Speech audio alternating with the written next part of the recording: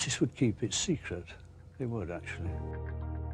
I am going to use a 120-year-old secret optical tool to create photorealistic drawings, even if I am not good at drawing.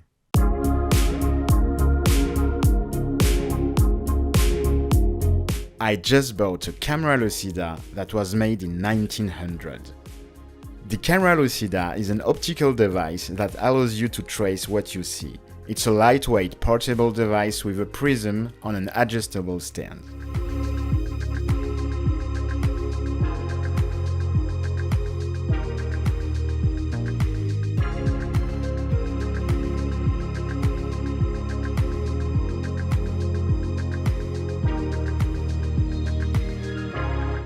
When an artist looks down through the prism, they see at the same time their subject in front of them and the paper on the table.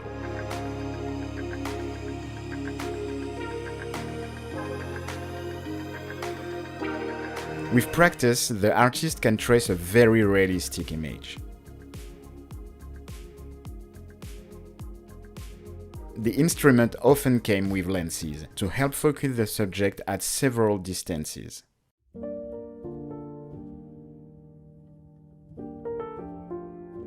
Why would you assume that great artists would use it?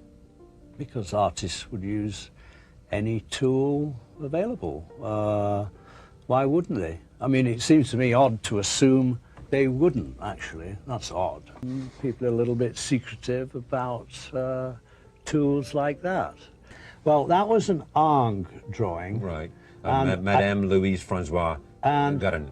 Now, I'm pointing out, look at the head, which is a tiny bit big, and her hands in relation to the head seem very high up. Yeah. You see that? I can see that. Meaning, the proportion is slightly odd, which I would have thought was caused by him using a camera Lucida. Hockney used a vintage camera Lucida to draw realistic portraits of his friends, and he was very impressed by the results.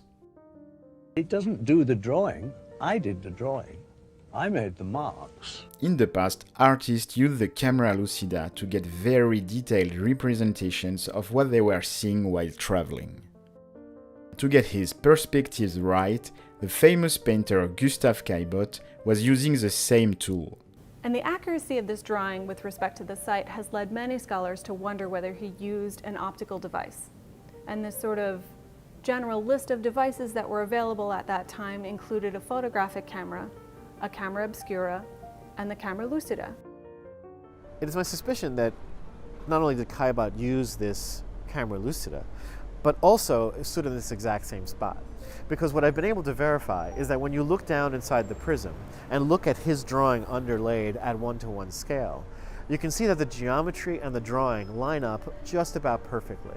One of the great users of the camera Lucida was Sir John Herschel, who created the cyanotype process.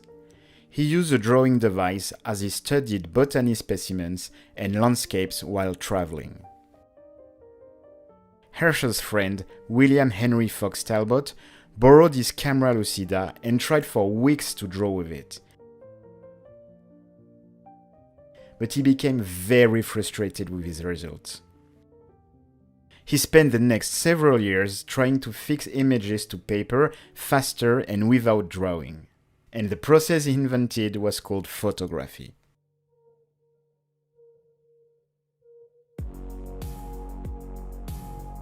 I went to art school when I was younger, but I would not say I was good at drawing. And I didn't practice for a very long time. Will I draw faster with this 120-year-old tool? It takes a little time to understand how to use a camera Lucida and what lens to choose for a specific subject. To start, I chose something easy to draw.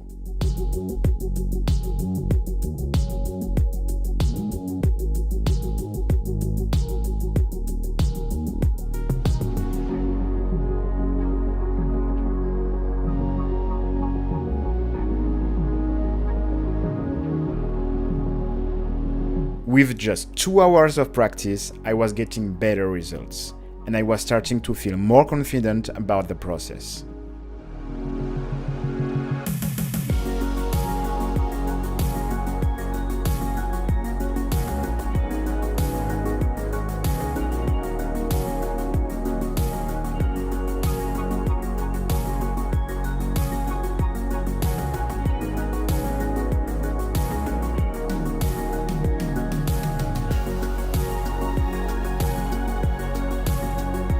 I started to experiment with different techniques.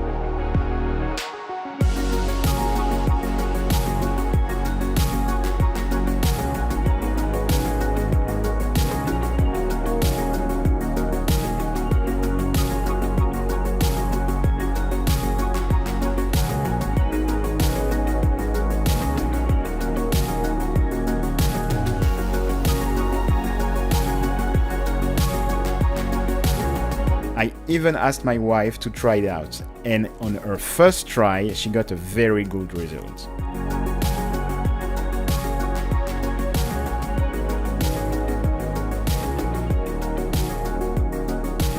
The camera Lucida is still available today, but it's not well known or widely used. So we set about designing a camera Lucida for today. Pablo Garcia created a modern version of the camera Lucida, and he called it the Neo Lucida. I would love to test the Neo Lucida and compare it with the original one.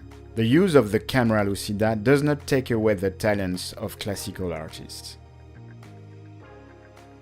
Being stuck in traditional ways of thinking is not how we can make great art.